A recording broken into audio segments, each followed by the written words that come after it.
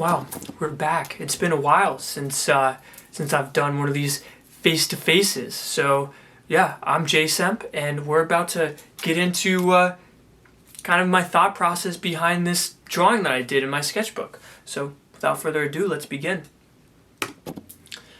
So I'm essentially starting off with two basic shapes. I always like to start off with basic shapes because that helps me, create the layout of the drawing without a lot of detail. And now I'm coming in with the basic shapes of the features with detail, but I'm not shading it or anything just in case I want to move it around. It's not a big deal. And it's always good to, not do a ton of detail at first, especially when you are not working from a reference that is exactly what you're going to be drawing. For this piece, I had a reference of my girlfriend, and it was just a photo that I took. But all the manipulations that I'm doing are from my imagination.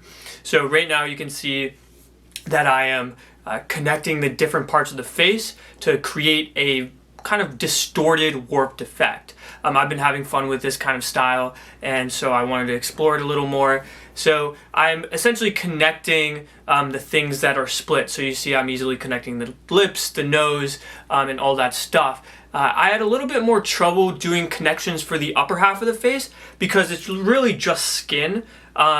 So yeah, I kind of struggle with that a little bit more when I'm shading, but I start off shading the most, obvious parts that can be warped. So I start with the nose, then I continue with the lips, as you can see, and then I spend a fair amount of time trying to figure out how to shade the head, because technically it would just kind of be one color. There's very minimal contrast with this part of the head compared to the nose to the chin, but I add some shading that isn't necessarily, that wouldn't necessarily be there if it was, a normal portrait. And then I also make sure to add high contrast to the hair so that there's an even amount of contrast throughout the entire piece. Because you see you get a lot of darks with the warping of this part, and with any piece it's always really important to balance everything out. So that's why I made the top of the hair really dark, even though my reference image had some really, really light blonde hair.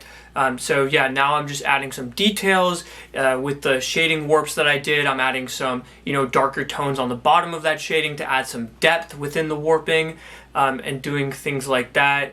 Adding some hair follicles, doing some, even adding really minimal warping or shading to make it look like it's warping. And that's the interesting thing when not working with reference. It really pries out your creativity. It makes you create solutions for things that, aren't really there, and that, helps build up your creativity, which is why I love doing stuff like this. So yeah, I'm finishing up the piece, adding some final touches. Let me know if you want to see more videos like this. I really like explaining my process, and so yeah, right now on the screen I'm going to have a still image of what I just created. I'm really proud of this piece. I did it in my sketchbook, and yeah, I look forward to putting out more YouTube content for all of you.